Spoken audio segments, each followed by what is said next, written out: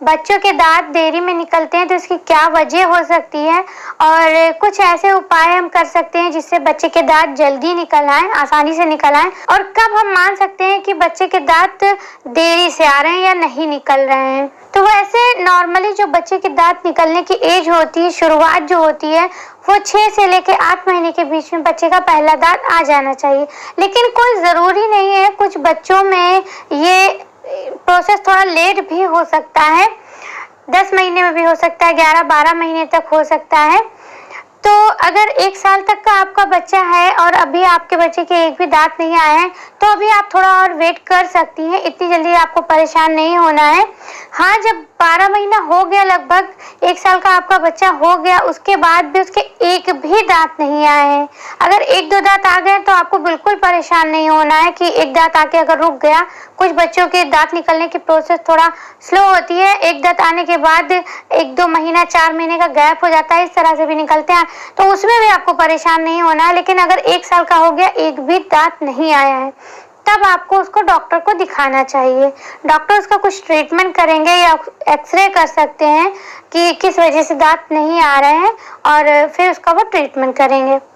अब बात करते हैं कि बच्चे के दांत देरी से निकलने के कौन कौन से कारण हो सकते हैं। ये चीजें जेनेटिक भी हो सकती हैं। अगर आपके हस्बैंड के दांत देर से आए होंगे बचपन में, या आपके फैमिली मेंबर में कोई ऐसा हो सकता है जिसके दांत देर से आए हों, तो इस वजह से भी हो सकता है कि आपके बच्चे का दांत भी देर में आए। आनुवंशिक कारणों से ऐसा हो सकता है, तो इसमें भी आपको टेंशन नहीं लेनी है, वो धीमे धीमे निकल आएगा। और अगला है पोषक तत्वों की कमी। अगर आपके बच्चे के अंदर पोषक तत्वों की कमी है, उसने 6 मंथ के बाद सॉलिड लेना शुरू किया, 6 मंथ तक तो वो दूध पे डिपेंड था, अगर सही से उसको दूध नहीं मिला है, या उसके बाद उसने सॉलिड लेना शुरू किया, तो तब उसके खाने में पोषक तत्व की कमी है। खास करके ऐसी चीज़ें जैसे कि विटामिन ए है, प्रोटीन है, कैल्शियम है, ये सब अगर बच्चे को अच्छे से नहीं पहुंच रही हैं, और विटामिन डी, उसके लिए आप धूप बच्चे को थोड़ी देर की ज़रूर दिखाएं।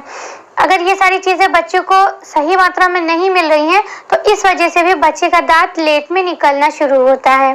तो अगर बच्चे में पोषक तत्व की कमी है तो आप उसको ऐसी डाइट दें जिसमें विटामिन ए, कैल्शियम, प्रोटीन और इस सब तरह की चीज़ें उसको पहुँचे, जिससे उसका दांत जल्दी से जल्दी निकल सके। और जब बच्चे का जन्म हुआ था, अगर उस टाइम पे भी उसका वजन बहुत ज़्यादा कम है, अच्छे से उसकी ग्रोथ नहीं हुई है, तो भी उसका साथ जो प्रोसेस है वो धीरे धीरे होगा। बाद में अगर आपने उतना ध्यान नहीं दिया कि बच्चे की ग्रोथ अच्छे से हुई हो, बच्चे की ग्रोथ अगर स्लो हो रही है, तो बच्चे के दांत भी देर से आ सकते हैं। और एक वजह हो सकती है थायराइड, हाइपोथायराइड।